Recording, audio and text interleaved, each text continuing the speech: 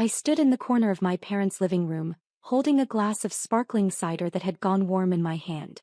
The annual Chin family holiday party was in full swing. 70 relatives crammed into a house designed for 20, the smell of roasted duck and ginger mingling with expensive perfume and judgment. "Emily, dear, come here." Mom's voice cut through the noise.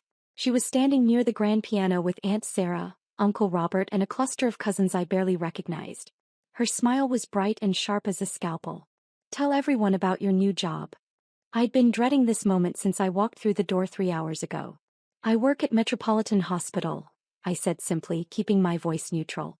"She's being modest." Mom laughed, that particular laugh that meant she was about to say something cutting disguised as affection. "She just answers phones at the hospital. Barely makes minimum wage, but we're proud she's finally employed after all that schooling." The way she said schooling made it sound like I'd wasted a decade finger painting. Aunt Sarah patted my arm with condescending sympathy. "At least it's honest work, dear. Not everyone can be successful like your brother." My brother David chose that moment to swagger over, fresh from closing a real estate deal he'd already mentioned 12 times that evening. At 32 he was the family's golden child, successful, charming, married to a lawyer, and absolutely insufferable. "Hey, Em." He clapped me on the shoulder hard enough to make me wince. "Still taking appointments at the hospital front desk?" "School. Someone's gotta do the grunt work, right?" "I don't actually work at the front desk," I started, but Mom was already talking over me. "We tell people she's in healthcare," Mom confided to Aunt Sarah in a stage whisper everyone could hear. "It sounds better than receptionist. Though honestly, after we spent all that money on her education, we thought she'd amount to more." I'd heard variations of this speech for the past 6 years.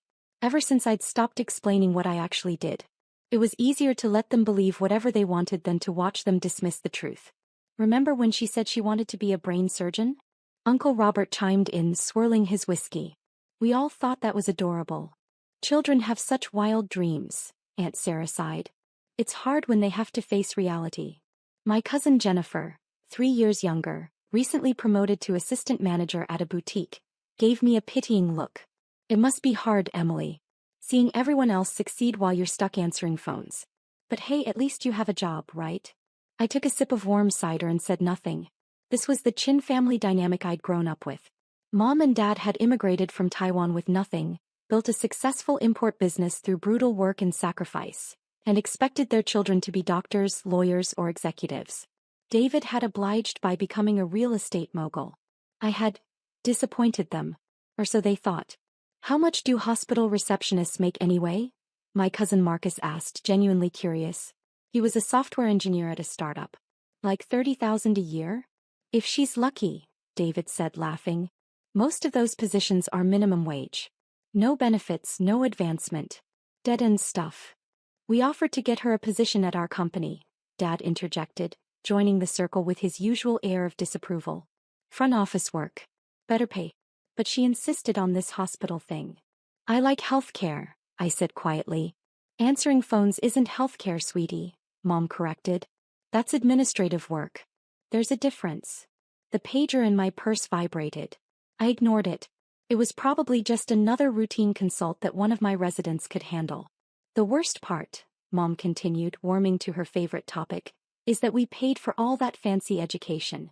7 years of university. And for what? So she could schedule appointments." 8 years, I corrected automatically. "And a fellowship." Mom waved her hand dismissively. Whatever it was expensive and apparently useless. "Maybe she wasn't smart enough for real medical work," Jennifer suggested, trying to sound sympathetic and failing. "Not everyone has the aptitude. At least she found something she can handle." My pager vibrated again. More insistent this time. "I mean, we love you, Em," David said in that way that meant the opposite was coming next. "But you gotta admit, working a desk job at 31 is kind of embarrassing. Most people have careers by now." "She's always been the practical one," Aunt Sarah said. "Not brilliant like David, but steady. That's important too." The pager wouldn't stop vibrating.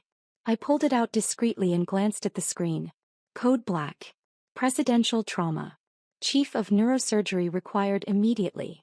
Cerebral aneurysm rupture. No other surgeons qualified. My blood went cold. Code black was reserved for national security level medical emergencies. Presidential meant exactly what it sounded like. And cerebral aneurysm rupture meant someone very important was dying, and I had approximately 20 minutes to get to the hospital before brain damage became irreversible. Emily, are you even listening? Mom's voice was sharp with irritation. We're talking about your future. The least you could do is pay attention. I need to make a call, I said, already pulling out my phone. See? This is exactly what we mean, David said to the group. No focus. No ambition. Just coasting through life taking phone calls. I stepped away from the circle and dialed the direct line to the OR. Chin, I said the moment someone picked up. Status update. Now. Chief. The voice was Dr. Patel, one of my senior residents. He sounded terrified. We have POTUS's chief of staff incoming with a ruptured cerebral aneurysm. Happened at the state dinner downtown. Secret Service is bringing him in now. 7 minutes. Dr. Morrison tried to scrub in, but he's not cleared for this level of. I'm 20 minutes out, I interrupted, my mind already running through the procedure. Cerebral aneurysm rupture. High-profile patient. Massive political pressure.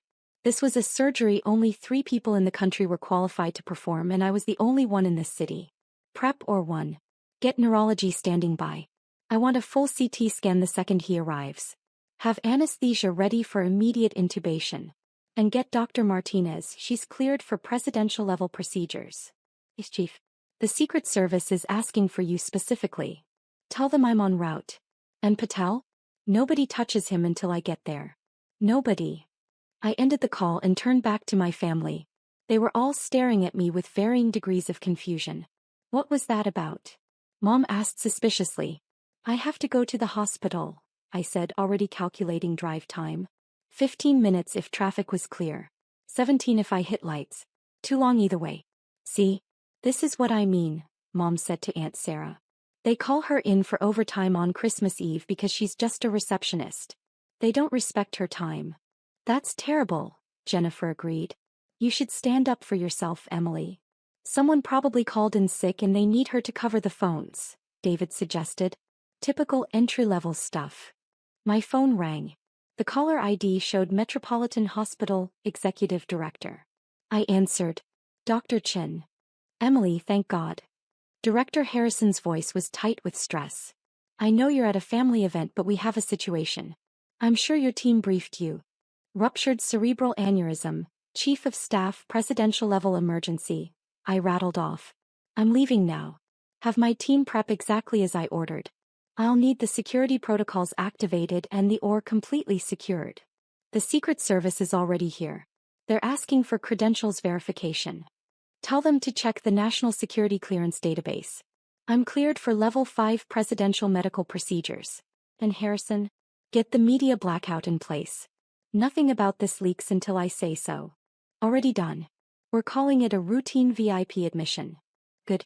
I'll be there in 14 minutes. I hung up and looked at my family. They were all frozen, staring at me like I'd started speaking Martian.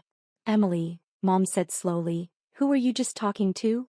I really do have to go, I said, grabbing my coat. There's an emergency at the hospital. What kind of emergency? Dad demanded. What could a receptionist possibly? My phone rang again. This time it was a number I recognized from the East Wing. I answered. Dr. Chin speaking. Chief Chin, this is Special Agent Morrison with the Secret Service. The voice was clipped and professional. We have a code black situation with a cabinet-level official. We need confirmation that you're en route and will be performing the procedure. Confirmed. I'm leaving my current location now. ETA Metropolitan Hospital is 13 minutes. The patient is not to be moved before I arrive, and I want a full security sweep of or one completed before I scrub in. Understood, Chief. We'll have an escort waiting at the hospital entrance. Your security clearance has been verified. Thank you, Agent Morrison. I ended the call and found my entire family staring at me in complete silence. Even David's mouth was hanging slightly open. Emily, Aunt Sarah said carefully, why did that person call you Chief? I have to go, I repeated, pulling on my coat. Someone's life depends on it. Wait. Mom's voice had lost its condescending edge. What do you actually do at that hospital? I paused at the door, considering my answer. For 6 years I'd let them believe whatever they wanted. I'd stopped correcting them when they called me a receptionist. I'd stopped explaining my research, my surgeries, my position. It had seemed easier than watching them dismiss everything I'd accomplished. But right now someone was dying. And I didn't have time for this conversation. Exactly what you think, I said. I work at the hospital. But that person called you chief, Jennifer said, confused. Chief of what? My pager went off again. Patient arriving. 2 minutes. CT scan shows massive hemorrhage. Critical status. I really have to go, I said and walked out the door. Behind me I heard David say, that was weird, right? Why would the Secret Service call a receptionist? I was already running to my car. The drive to Metropolitan Hospital took 11 minutes. I broke several traffic laws getting there, but the Secret Service had cleared the route and I had emergency authorization. My phone rang 3 more times during the drive. Dr. Martinez confirming she was scrubbed and ready, Director Harrison updating me on the patient's deteriorating condition, and my department administrator asking if I needed anything. I pulled into the executive parking area where a Secret Service agent was waiting. He verified my identity, checked my credentials against a tablet, and escorted me through a side entrance that bypassed the main hospital entirely. The secure elevator took us directly to the surgical floor. The patient is critical, Dr. Chin, Agent Morrison said as we walked rapidly through the corridors. We understand you're the only surgeon in the region with the clearance and expertise to perform this procedure. I'm aware, I said, my mind already in surgery mode. Everything else, my family, their comments, their assumptions, had vanished the moment I got in the car. Right now there was only the procedure, the patient, and the clock ticking down. We reached the surgical prep area. Dr. Martinez was already there, gowned and gloved. Chief, she said, relief flooding her face. Patient is in CT now. Scan shows a ruptured anterior communicating artery aneurysm with significant subarachnoid hemorrhage. Blood pressure is dropping. We've got him intubated and sedated, but he's circling. Time since rupture? Approximately 37 minutes. I cursed silently. That was pushing the edge of the window. Every minute that passed meant more brain damage, more risk of catastrophic stroke. Prep him for immediate craniotomy, I ordered, scrubbing in. I want propofol for anesthesia maintenance and get the neurophysiology monitoring set up. If there's any change in brain activity during the procedure, I need to know immediately. Yes, Chief. The scrub nurse helped me into my surgical gown while I continued rattling off instructions. This was the part one loved. The absolute clarity of emergency medicine. No ambiguity. No politics. Just skill, knowledge, and the steady rhythm of surgical precision. CT images are up, Dr. Patel called from the monitoring station. I studied the scans while finishing my scrub. The aneurysm had ruptured catastrophically, bleeding into the subarachnoid space.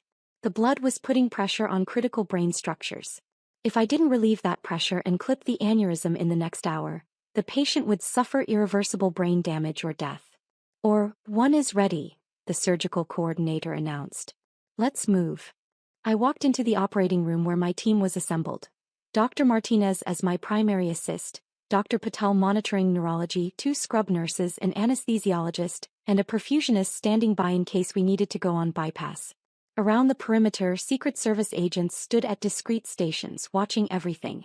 The patient was already positioned, head immobilized in the cranial fixation device. Monitors beeped steadily, showing vital signs that were concerning but stable. All right, everyone, I said, positioning myself at the head of the table. This is a ruptured anterior communicating artery aneurysm in a 63-year-old male. Significant hemorrhage, moderate vasospasm.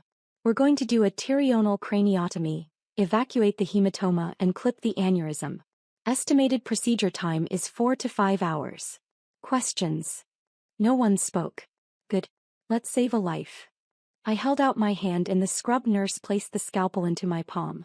The surgery was intricate and demanding. Every move had to be precise. The brain tolerates no errors.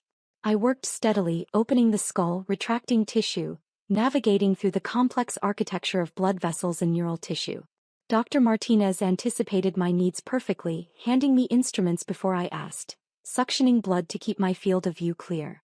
3 hours in, I finally visualized the aneurysm, a balloon of weakened blood vessel wall, ruptured and bleeding.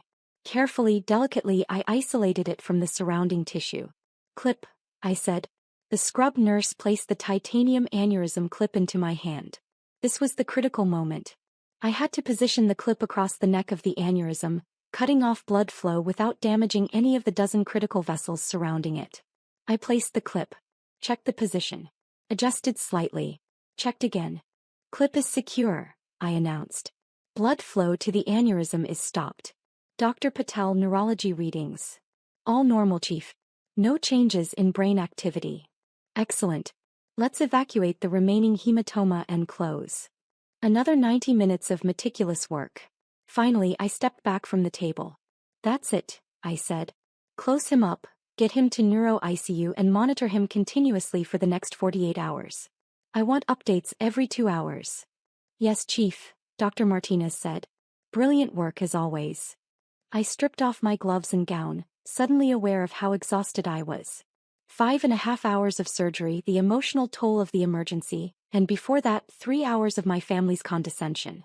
I stepped out of the OR and found Director Harrison waiting with a man in an expensive suit who could only be a high-ranking government official. Dr. Chin, Harrison said, this is Deputy Chief of Staff Richardson. Mr. Richardson, I said, shaking his hand. Your colleague came through surgery successfully. We'll know more in the next 48 hours, but I'm cautiously optimistic. Dr. Chin, the President wanted me to thank you personally, Richardson said. We understand you left a family event to perform this surgery. Your skill and dedication are appreciated at the highest levels. Just doing my job, sir. The nation is fortunate to have surgeons of your caliber, he continued. Your record speaks for itself. Chief of Neurosurgery at 31, youngest in the hospital's history. Over 300 successful brain surgeries.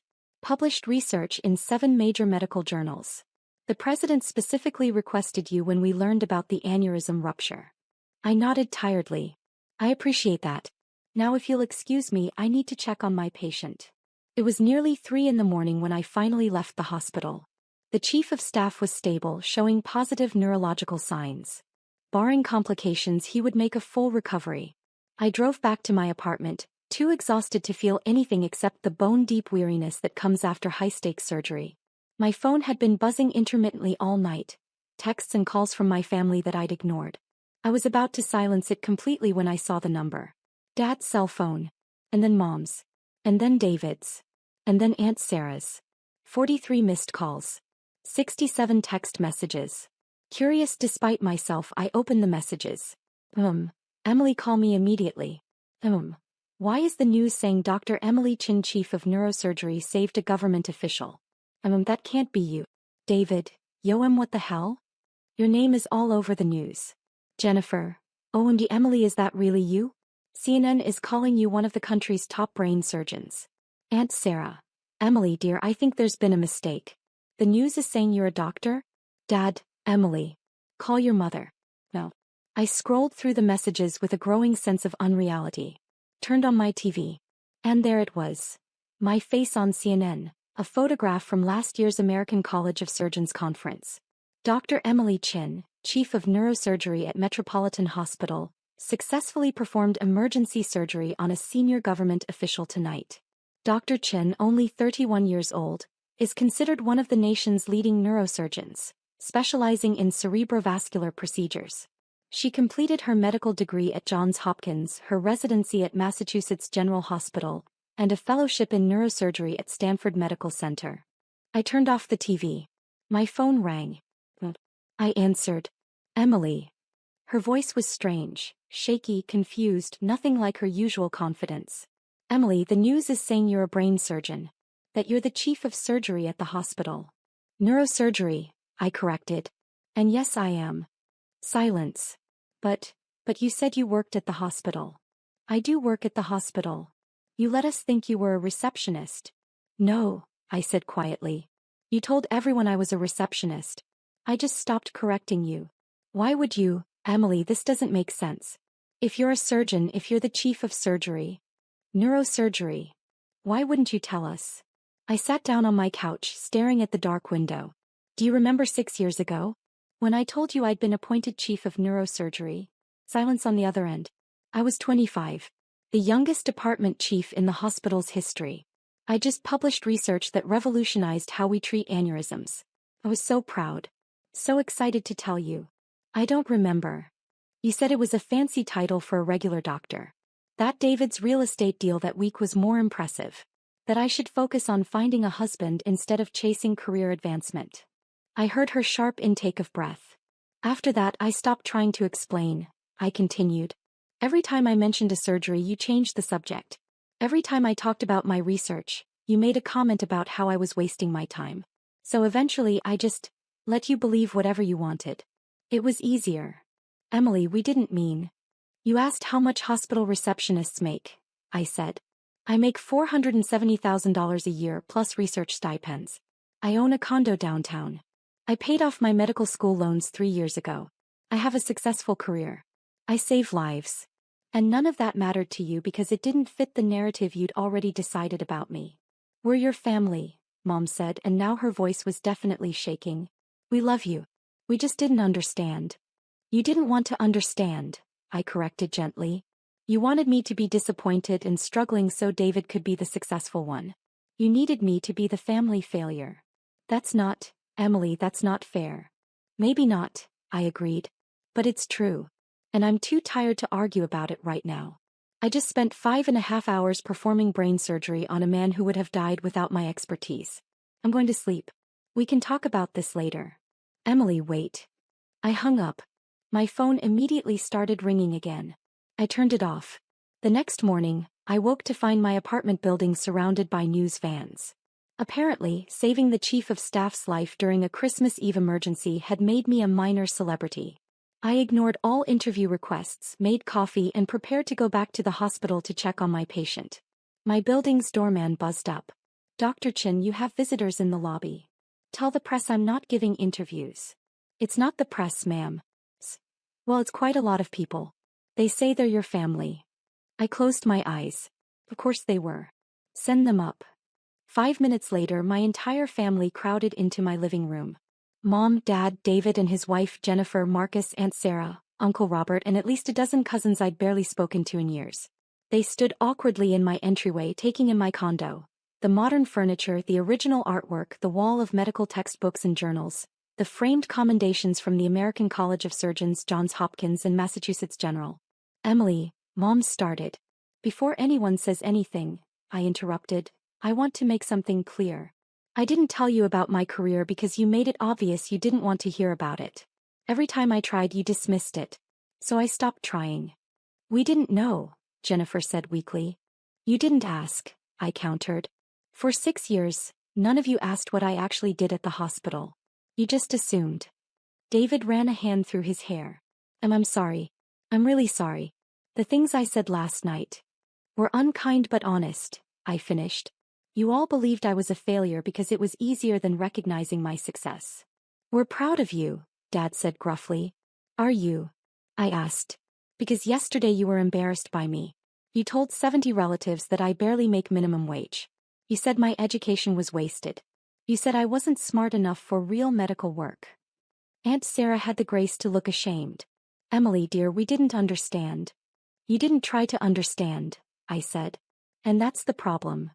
Mom stepped forward. Emily, you're right. We're sorry. We should have listened to you. We should have asked. We should have. She paused and I saw tears in her eyes. We should have been better parents.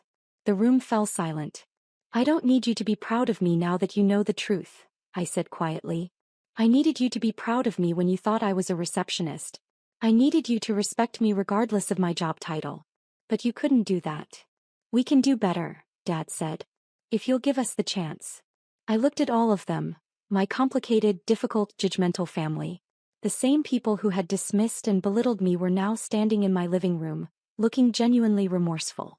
I have to go to the hospital, I said finally. I have a patient in neuro ICU who needs monitoring. But I'm willing to have a real conversation. Eventually. When we can all be honest with each other. Mom nodded, wiping her eyes. We'd like that. One more thing, I added, opening my door. The next time someone tells you what they do for a living, believe them. And respect them. Regardless of whether it impresses you. They filed out slowly, each one stopping to apologize or say something conciliatory. David hugged me. Jennifer asked if we could have coffee sometime.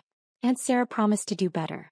When they were gone, I sat on my couch and felt the weight of 6 years of silence lift slightly from my shoulders. My phone buzzed, back on now, flooded with messages. But one stood out. Dr. Martinez. Martinez. Chief, patient is awake and responding well. Full neurological function intact. You did it. I smiled and texted back, we did it. Team effort. Then I grabbed my keys and headed to the hospital. I had a patient to see, rounds to complete, and a department to run. Being chief of neurosurgery didn't stop for family drama or media attention. But maybe, just maybe, the next family gathering would be different. Maybe they'd ask about my work, my research, my surgeries. Maybe they'd listen when I talked about the complexities of the human brain and the privilege of healing it. Or maybe they wouldn't. Maybe some things never change. But that was okay. Because I didn't become a neurosurgeon for my family's approval.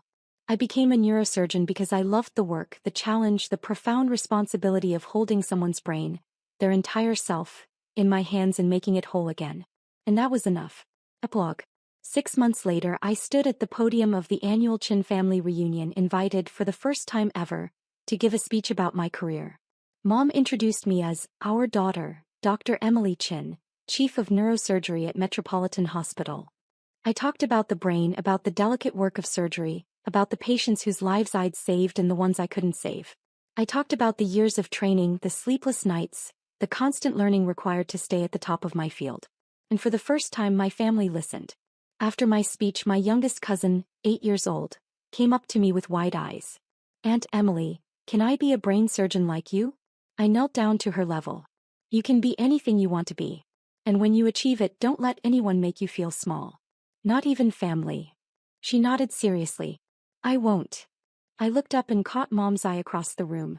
She smiled at me, a real smile, not the sharp, performative one from before. It wasn't perfect. We still had work to do, conversations to have, old wounds to heal. But it was a start.